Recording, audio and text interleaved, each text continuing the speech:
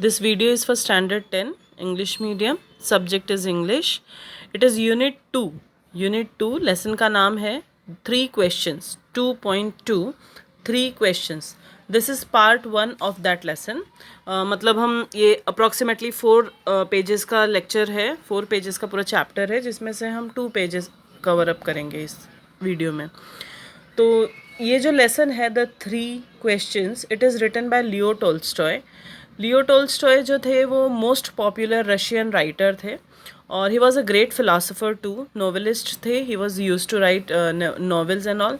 उसकी writings, his writings show great faith in God and respect for moral values. मतलब हम जब भी उनकी कोई चीज़ों को पढ़ते हैं, कोई उनके वर्क को पढ़ते हैं, वी कम टू नो कि उसमें स्पिरिचुअलिटी थोड़ी ज़्यादा होती है. Means a grace towards the god is shown by this lesson. Okay, so now we are going to start this lesson. Once a certain king had an idea. If he always knew the right time to begin everything, if he knew who were the right people to listen to and who to avoid, the most important thing to do, he would never fail in anything that he would undertake, and above all, if he always knew what was the most undertake. इस lesson में यहाँ पे हमको एक king की story बताई गई है. एक किंग है who is very much good in his all his works and in his kingdom everything is going on smoothly. But king को एक बार एक ऐसा आइडिया आता है, एक ऐसी सोच आती है उनके मन में कि कैसा हो अगर वो सारी चीज़ों के जवाब जो जो उसके काम में आगे बढ़ने में रुकावट करें, उसके सबके जवाब उसे पता हो, उसको हमेशा पता हो. If he always knew the right time to begin everything. मतलब इसमें जो आप लेसन का नाम देख रहे हैं 3 क्वेश्चंस, तो उनके 3 क्वेश्चंस के बारे में उनको अगर ऑलरेडी पता हो तो कभी भी किसी काम में उनको प्रॉब्लम फेस नहीं करनी पड़ेगी, ऐसा उनका सोचना था. तो किंग सबसे पहले ये जानना चाहते थे if he always knew the right time to begin everything. मतलब अगर ये पता हो कि कब हमको कोई नया काम शुरू करना चाहिए, which is the actual perfect time for starting a work. तो अगर ये उनको पता हो. सेकेंड थिंग थी if he knew who were the right people to listen to and who to avoid the most important thing to do. मतलब अगर उन्हें ये पता हो कि कौन से ऐसे लोग हैं जिनसे हमें किसी अप्रॉक्सीमेट या किसी ज़रूरी चीज़ के लिए बात करनी चाहिए और किन लोगों से हमें दूर रहना चाहिए. यानी बेसिकली सबसे पहले वो ये जानना चाहते थे कि कौन से टाइम में उन्हें कोई नया काम शुरू करना चाहिए. दूसरी चीज़, कौन से लोगों को अपने पास और कौन से लोगों को अपने से दूर रखना चाहिए. और तीसरी चीज़, he always if he always knew what was the most undertake. मतलब कौन सा काम जो होता है ना उसको सबसे ज़्यादा ज़रूरी है. अगर ये तीनों क्वेश्चंस वो जान जाएं, इन तीनों क्वेश्चन के जवाब अगर उनको मिल जाएं, तो जाहिर बात है कि उनके किसी भी काम में कोई रुकावट नहीं आएगी. Since he was convinced that he was right in thinking this way, he had a proclamation made in his kingdom.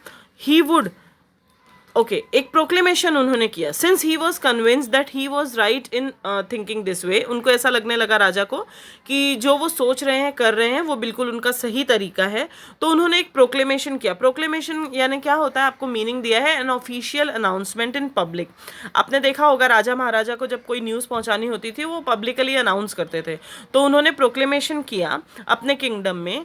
He would give a great reward to anyone who would teach him what the right time was for every action, who the most necessary people were, and how he might know the most important thing to do. यानी ये तीनों सवाल के जवाब जो उनको दे देंगे, उन्हें एक ग्रेट रिवार्ड दिया जाएगा. रिवार्ड यानी क्या होता है, प्राइज. ठीक है, उन्हें उसके बदले में कुछ रिवार्ड दिया जाएगा अगर वो ये चीज़ें बता दें. कोई भी इंसान ये चीज़ उनको आके बताए कि कौन सा टाइम बिल्कुल सही है, कौन से इंसान बिल्कुल ज़रूरी हैं, and might know the most necessary thing, important thing to do.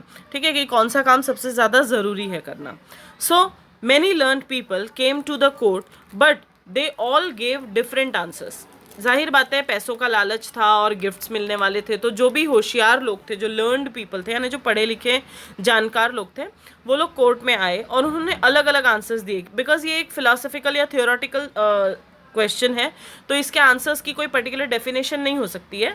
तो अलग अलग आंसर्स थे. In reply to the first question some said that to know the right time for every action one must draw up in advance a table of days, months and years and must live strictly according to it. कुछ लोगों का ये कहना था कि अगर कोई ये जानना चाहता है कि किसी भी नए काम को शुरू करने के लिए कौन सा वक्त सही है, राइट टाइम कौन सा है, देन हमको क्या करना चाहिए, एक टेबल ड्रॉ करना चाहिए of days, months and years, और उसके अकॉर्डिंगली ही स्ट्रिक्टली उसको फॉलो अप करते हुए हमको काम करना चाहिए। मतलब एक पर्टिकुलर टाइम टेबल होना चाहिए, ऐसा कुछ लोगों का कहना था। Others declared that it was impossible to decide forehand the right time for every action, but that not letting oneself be absorbed in idle pastime। मतलब कुछ लोगों का ये कहना था कि ये तो जानना इम्पॉसिबल है कि कौन सा पर्टिकुलर टाइम जो है it is correct for doing any action, but हाँ अपने आप को मतलब पूरी तरह से आइडल पास टाइम, खाली बैठ के अपने टाइम्स को पास करना is not good. One should always attend to all that was going on and then to do which was most essential. मतलब आपके आसपास जो भी कुछ काम चल रहे हैं उन पे गौर करना, उन पे ध्यान देना, अटेंशन देना, एंड उन कामों में से जो मोस्ट एसेंशियल वर्क है, जो सबसे ज़्यादा ज़रूरी काम है, वो करना चाहिए। Yet others said that it was impossible for one man to decide correctly the right time for every action. सही बात है, कुछ लोगों का और भी कहना था कि ये इम्पॉसिबल है कि किसी भी इंसान को करेक्ट टाइम पता हो किसी एक्शन को करने का, and that the king should instead have a council of wise people who would help him to fix the proper time for everything. इसके अलावा मतलब उन लोगों का सजेशन था लोगों का कि राजा को ऐसा करना चाहिए कि कुछ वाइज पीपल, वाइज यानी क्या होता है, बुद्धिमान, क्लेवर, तो कुछ वाइज लोगों की एक काउंसिल बनानी चाहिए, एक कमेटी बनानी चाहिए जो हर काम के लिए एक प्रॉपर टाइम फिक्स कर दें। ठीक है, आगे है equally varied were the answers to the second question. जैसे आपने देखा कि फर्स्ट क्वेश्चन के लिए 3-4 अलग अलग टाइप के जवाब मिले, तो उसी तरह से सेकेंड क्वेश्चन के लिए भी अलग अलग आंसर्स मिलने लगे। Some said the people the king most needed were his counsellors. था ना कि कौन से ज़रूरी लोग होने चाहिए हमारे आसपास और कौन से नहीं होने चाहिए। तो उसके जवाब में कुछ लोगों ने कहा था the people the king most needed were his councillors, others the priest, others the doctors, while some said the warriors were the most necessary. मतलब कुछ लोगों का ऐसा मानना था कि राजा के लिए सबसे ज़्यादा ज़रूरी जो है वो उसके काउंसिलर्स हैं, यानी जो उनके मंत्रिमंडल के जो लोग होते हैं काउंसिलर्स, वो लोग हैं, या फिर जो प्रीस्ट हैं, जो ब्राह्मण्स या जो मेन उनके यहाँ पूजा पाठ करने वाले जो धर्मगुरु होते हैं वो हैं। अदर्स ने बोला कि डॉक्टर्स होने चाहिए, कुछ ने बोला वॉरियर्स यानी लड़ाई करने वाले होने चाहिए, सैनिक वगैरह। To the third question about what was the most important occupation, some replied that the most important thing in the world was science। तीसरी जो चीज़ थी, तीसरा जो क्वेश्चन था कि कौन सी चीज़ सबसे ज़्यादा इम्पॉर्टेंट है, तो मोस्ट इम्पॉर्टेंट जो ऑक्यूपेशन था, कुछ लोगों ने उसका जवाब दिया कि most important thing in the world was science. सबसे ज़्यादा इंपॉर्टेंट अगर कोई चीज़ है पूरी दुनिया में then it is science. Others said it was skill in warfare. कुछ लोगों ने कहा कि वॉरफेयर में यानी युद्ध कौशल जिसे हम कहते हैं, लड़ाई करने में जो एक स्किल होनी चाहिए, एक हमारे अंदर की ट्रेनिंग या हमारे अंदर का एक जो कौशल होना चाहिए वो ज़रूरी है। And others again that it was religious worship. कुछ लोगों ने कहा कि रिलीजियस वर्शिप यानी कि भगवान की पूजा करना और ये सब चीज़ें ज़्यादा ज़रूरी हैं। The king was convinced by none of these answers and gave the reward to none. मतलब राजा जो है, किंग जो है, उन्होंने किसी के भी आंसर उनको सही नहीं लगे, वो कन्विंस नहीं हुए राजा, एंड जाहिर बात है उन्होंने रिवॉर्ड किसी को भी नहीं दिया। He decided instead to go to a hermit who was widely renowned for his wisdom. इसके अलावा राजा ने ये डिसाइड किया कि इन सब चीज़ों को छोड़कर, मतलब एक जनरल अनाउंसमेंट कराना, लोगों की बातें सुनना, इन सब को छोड़ के उनको किसके पास जाना चाहिए, एक हर्मिट के पास। हर्मिट यानी क्या होता है, जो बहुत ही बुद्धिमान और जो साधु टाइप के लोग होते हैं, जो पूरी दुनिया को छोड़कर अकेले में जाके जंगलों में रहते हैं एंड सो ऑन। इस तरह के किसी इंसान से जाके मिलना चाहिए, और who is widely renowned for his wisdom, जो काफ़ी प्रसिद्ध हों, काफ़ी फेमस हों अपनी बुद्धि के लिए, विजडम के लिए। ठीक है, देखो वाइज वर्ड यूज़ हुआ, WISE, वाइज। वाइज का मतलब जो है वो भी बुद्धिमान है, और जो विजडम है वो है बुद्धि, यानी कि wise is adjective and wisdom is noun. Okay, the hermit lived in a small hut in a forest which he never left. तो एक ऐसा हर्मिट था जो एक छोटे से झोपड़े में रहता है और जो वो अपना झोपड़ा छोड़ के कहीं भी नहीं जाता, अपने एक छोटी सी झोपड़ी हट टाइप बनाया हुआ है। He spoke only to common folk So the king put on simple clothes and approaching the hermit's cell, dismounted his horse and left his bodyguards behind. तो राजा जो है वो उनसे मिलने जाने लगा और उन्होंने जो है एकदम सिंपल से राजा ने कपड़े पहन लिए क्योंकि वो हर्मिट के घर तक जाने वाला था, और उसने जो है अपने हाथी मतलब जो घोड़े थे और जो बॉडीगार्ड्स थे उन सबको पीछे छोड़ दिया, उन लोगों को लेकर वो नहीं गया. When the king arrive the hermit was digging the ground in front of his हट. जैसे ही राजा वहाँ पे पहुँचे हर्मिट की झोपड़ी के सामने, तो उन्होंने देखा कि हर्मिट जो है वो एक ग्राउंड में खड्डा बना रहा है अपनी झोपड़ी के सामने. ही greeted the king but went on digging. उन्होंने राजा को, जो हर्मिट थे उन्होंने राजा को ग्रीट किया, यानी जैसे हम किसी को ग्रीट करते हैं, good morning, good afternoon etcetera, salute करना, और उसके अलावा लेकिन वो अपने काम में कंटिन्यू रहा. उसने बिल्कुल भी बीच में कोई रोक नहीं लगाई और वो अपना काम, हर्मिट जो है यानी साधु जो है वो अपना काम करते रहे. The hermit was frail and weak. Frail का मीनिंग आपको दिया है डेलिकेट, मतलब बहुत ज़्यादा बॉडी बिल्डर नहीं होते जैसे साधु लोग होते हैं वो, तो साधु लोग को बहुत ज़्यादा बॉडी बनाने की ज़रूरत नहीं होती. फ्रेल एंड वीक मतलब थोड़ा डेलिकेट सा, थोड़ा कमज़ोर से थे. And each time he struck the ground with a spade and turn over a little earth he breathed heavily. मतलब जब जब उन्होंने वो स्पेड, आप समझते हैं स्पेड यानी फावड़ा होता है, जैसे जब जब वो ग्राउंड पे फावड़ा मारते थे और अर्थ की एक छोटी सी लेयर मतलब थोड़ी मिट्टी उसे वो बाहर निकालते थे, ही ब्रीड हैविली मतलब वो एक गहरी सांस लेते थे बिकॉज थक जाते थे. ठीक है. The king went up to him and said, I have come to you wise hermit to ask you to answer 3 questions. राजा ने उनसे कहा, I have come to you, मैं आपके पास आया हूँ, वाइस हर्मिट, बुद्धिमान जो साधु हैं आप, मैं आपके पास आया हूँ. क्यों आया हूँ? To ask you to answer 3 questions, मेरे 3 सवालों के मैं जवाब लेने आपके पास आया हूँ.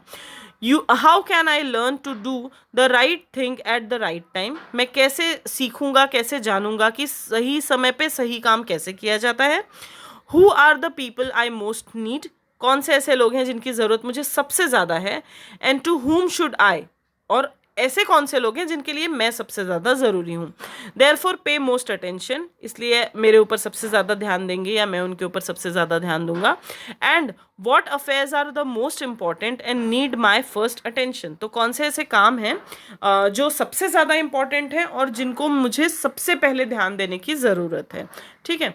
The hermit listen to the king but said nothing. Hermit जो है यानी जो साधु हैं वो राजा की बातें सुनते रहे लेकिन उन्होंने कोई जवाब नहीं दिया. He just spat on his hand and resume digging. उन्होंने सिर्फ अपने हाथों में वही जो डिगिंग का काम वो कर रहे थे वो उन्होंने जारी रखा. रिज्यूम यानी कंटिन्यूड आफ्टर अ पॉज, थोड़ा सा रुके, सारी बातें सुनी एंड कंटिन्यू किया अपना work. The king watched in silence for a while. कुछ समय तक राजा ने भी बहुत ध्यान से उनकी मतलब जो काम था उसको देखा, ध्यान दिया कि वो क्या कर रहे हैं. Then feeling sorry for the hermit he said, you are tired, let me take the spade and work a while for you. थोड़ी देर उन्होंने जब देखा कि साधु जो है वो थक जा रहे हैं, हर्मिट थक जा रहे हैं, देन उन्होंने क्या किया, हर्मिट से कहा, यू आर टायर्ड, अब आप थक चुके हैं, let me take the spade, अब मुझे आप स्पेड लेने दीजिए, फावड़ा लेने दीजिए, and work a while for you, और आपके लिए मैं थोड़ा सा काम कर सकूं. मतलब देखिए आप इस सेंटेंस से आपको ये समझ में आता है कि काइंड हार्टेड थे, जो किंग है वो काइंड हार्टेड है. ठीक है. The hermit silently handed over the spade and sat down on the ground. अब क्योंकि हर्मिट जो है वो थक चुके थे इसलिए उन्होंने चुपचाप वो स्पेड उनके हाथ में दे दिया किंग के, and sat down on the ground, और थोड़ी देर बैठ के वो आराम करने लगे. When he had dug 2 beds the king stopped and repeated his questions. मतलब जब उन्होंने थोड़े और मतलब थोड़ा गहरा खोद लिया, 2 बेड्स खोद लिए, उसके बाद फिर से उन्होंने अपने क्वेश्चंस को रिपीट किया राजा ने रुकने के बाद. The hermit again gave no answer but rose. अब हर्मिट ने फिर भी कोई जवाब नहीं दिया बट रोज, ROSE रोज. देखिए रोज एक ऐसा वर्ड है जो 2 मीनिंग्स होते हैं जिसके आपने पहले भी सुना है. ठीक है. रोज जो है ROSE रोज एक फ्लावर भी है, and ROSE rose is the past tense of word rise, RISE rise. Rise यानी उठना, मतलब उदय होना किसी चीज़ का. रोज उसका पास्ट टेंस है. यानी जो हर्मिट थे वो कोई जवाब नहीं दिया, फिर वो उठे खुद, मतलब but rose stretch out his hand for the spade. उन्होंने अपना हाथ आगे बढ़ाया स्पेड मांगने के लिए, and said, now rest a while and let me work a bit. अब उन्होंने राजा को क्या कहा कि अब आप थोड़ी देर आराम कीजिए और मुझे आगे का थोड़ा काम करने दीजिए. But the king did not give him the spade and continued to dig. लेकिन राजा ने जो है अपना जो फावड़ा था वो उनको नहीं दिया और आगे का काम वो करते रहे, यानी डिगिंग उनका कंटिन्यूअस रहा।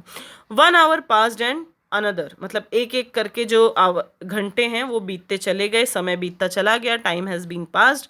The sun began to sink behind the trees. देखिए sun began to sink behind the trees, what does it mean? It means that the sunset is going to happen now, मतलब धीरे धीरे शाम हो रही है, सनसेट हो रहा है, ठीक है। And the king at last took the spade into the ground and said, आखिरी में जब राजा ने वो फावड़ा जो है, स्पेड जो है, उसको रख दिया ज़मीन पे और कहा, I came to you wise one for an answer to my question, if you can give me none please say so. अब राजा जो है वो जैसे पेशेंस राजा का पूरी तरह से ख़त्म हो चुका था, राजा ने उनसे कहा कि मैं आपसे कुछ सवालों के जवाब जानने आया था, अगर if you can give me none, अगर आप मुझे कोई भी जवाब नहीं दे सकते प्लीज़ से सो, मतलब कृपया वो बता दीजिए कि आप जवाब नहीं दे सकते, and I will go home, here comes something running. अब जो है उन्होंने कहा मैं घर चला जाऊंगा वापस से अपने, ठीक है। Here comes someone running said the hermit, hermit ने कहा देखो कोई दौड़ते हुए आ रहा है, let us see who it is, तो देखा जाए कि वो कौन है, ठीक है। तो यहाँ से आपकी कहानी में एक दूसरे इंसान, अभी तक देखिए 2 पात्र थे, यानी 2 characters were there, first one was the hermit and second one was the king. Okay, now the third character is entering in the story. So till here I am going to stop this part 1 and the next part will be in the next video. Thank you.